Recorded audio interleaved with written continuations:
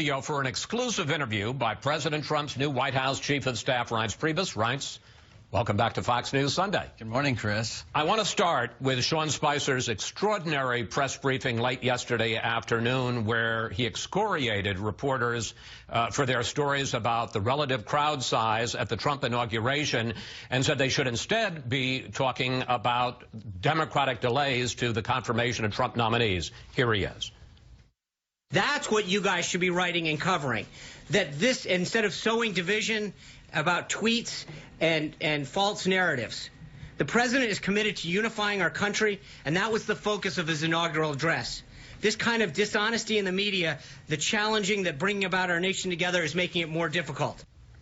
Then Spicer walked out without taking a single question from reporters. Reince, President Trump said in his inaugural address that every decision he makes will be to benefit American families. How does arguing about crowd size do that? Because it's really not about crowd size. What it's about is honesty in the media. What it's about is from day one after winning this election and President Trump talking about bringing America together, having a unified American public around unified ideas, not Republican or Democrat, he's ready to get to work. However, the media from day one has been talking about delegitimizing the election, talking about the Russians, talking about everything you can imagine except the fact that we need to move this country forward.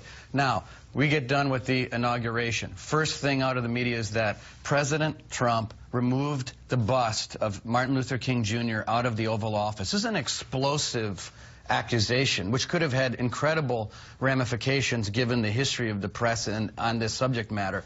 Turns out that it was completely false. I walked back into the Oval Office, saw the MLK bust there, and what did the media say? The media said, oh, our bad, someone was standing in front of the bust, we didn't see it.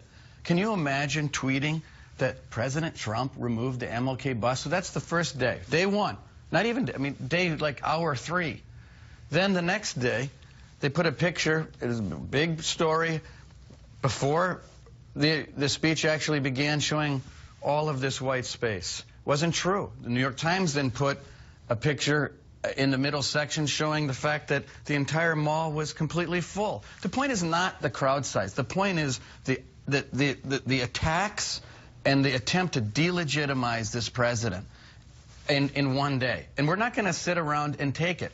Sean's been doing press briefings every single day. This was a press... this is his first one at the White House podium. Press update. His first official press briefing for Q&A, and the press can ask him a million questions, is going to be on Monday. You talk about honesty and say that this was about honesty. Well, there's another issue here, though, Reince, and that is the president's honesty, because two things that he said yesterday were just flat wrong, and I want to talk about them. First, crowd size. I'm going to put up, take a look at these pictures. We've got monitors here.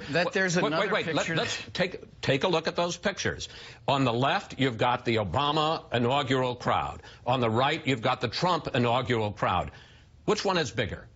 Listen, you're also not saying that picture was taken before he was even speaking.